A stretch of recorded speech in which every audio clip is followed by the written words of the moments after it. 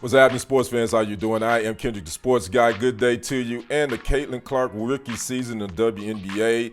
It started off a little rocky for her, but it has turned into a soap opera in the national media when it comes to sports personalities giving their take on the Caitlin Clark effect. We're going to talk about that in this segment. Make sure you like the video, subscribe to the channel, and leave a comment. Well, Pat McAfee, one of the loudest and most well-known sports personalities out there for ESPN, he was giving his take on the Caitlin Clark effect this season. This season, Caitlin Clark, the Fever are 2-9. She's had a roller coaster season thus far, considering what's been happening on the court. We all know, especially since this past Saturday, Kennedy gave her that shoulder shimmy that's been the talk of social media. But we're talking about Pat McAfee on this segment. He decided to go on the show a couple of days ago and was giving his debate, his support of why Caitlin Clark is the reason kind of where the WNBA is right now, why people's watching.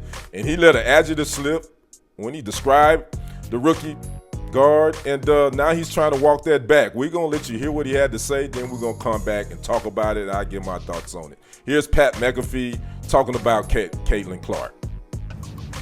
What the WNBA currently has is what we like to describe as a cash cow. There is a superstar.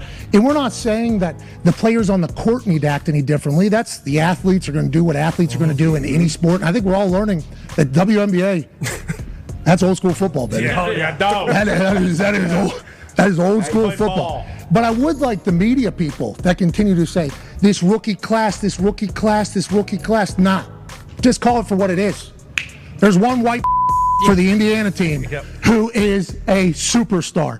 And is it because she stayed in Iowa, put an entire state on her back, took a program from nothing to a multiple-year success story? Is it because she would go on to break the entire points records in the history of the NCAA? Not just the women's record by Kelsey Plum, shout out, but also...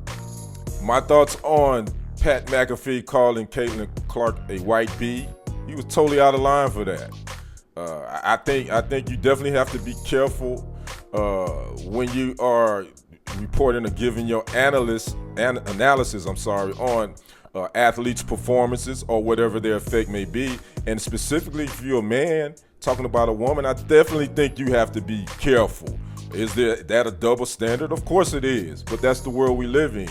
But I find interesting in this particular instance, ESPN has been very mum on chastising Pat McAfee. They have not released one statement chastising the sports personality. He did issue an apology. Afterwards, he would send a private apology to Caitlin Clark. He would go on X, formerly known as Twitter, and did all that. But I just find it interesting that he was able to get away with this. He hasn't been spanked on the hand, nothing. And, you know, I'm not making this no race thing, but I've seen some other ESPN sports personalities get reprimanded for far less, in my opinion.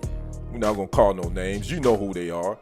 And but Pat McAfee can go on national television on his podcast and call Caitlin Clark a white bee. But again, I think this Caitlin Clark effect and all this stuff is kind of really getting out of hand. And I can see, you know, people are saying, well, the women should be happy that they getting this exposure, you know, Caitlin Clark. And yeah, I agree they should be. But I also think I think the national media is doing more disservice by pissing in these women's face that was there to help build this league and bring it where it was. Right before Caitlin Clark came in the league, the attendance was up. Viewership was up. Caitlin Clark and Angel Reese, I must say, and the other rookie women, they are part of this class that's helped building this league. But this league was already being built, and it was on an ascend when it comes to attendance. Now, granted, I ain't crazy. I do know Caitlin Clark effect has some effect on the popularity of it right now. But it's just one small part of it. And I think what's happening is the national media is putting out these narratives now that's kind of pitting it like Caitlin Clark versus these women, and I don't think it's like that. Again, obviously, could there be some jealousy from some of these veterans? Possibly. I mean, I think you can say that in any sport, in any profession. If the new kid on the block comes in with all the spotlight, of course, the ones that's built are gonna feel some type of way. That's human emotions. But I think the national media, especially the sports media, they're putting this narrative out there that is somewhat, I think, pitting some of the women, the professionals, against Caitlin Clark. And in First Take, it was a perfect example of, I thought Monica McNutt was spot on. I don't know if you saw that episode, I think it was yesterday. She was on with Stephen A. Smith and Shannon Sharp, and they went back and forth. And she did kind of put Stephen A. on the spot, saying, you know, where were you talking about this league 3 years ago? Obviously, 3 years ago, the league was, you didn't have a Caitlin Clark, but you still had some Asia Wilsons and some other top names in there that was balling out, you know. So, again, this is going to be an ongoing commentary, ongoing conversation that's going to be pit one against the other. I think right now it's old. I think let's focus on these women balling. Again, Caitlin Clark is a rookie just like all the others. She's struggling just like all other rookies a lot of times struggle when they try to make that transition. So let's see what happens and enjoy the ride. Can we just enjoy the ride for a little bit? Can we? Let's do that. Talk to me in the comments. I'm Kendrick, the sports guy. We'll see you on the other side. And on the next report, I am out. Peace.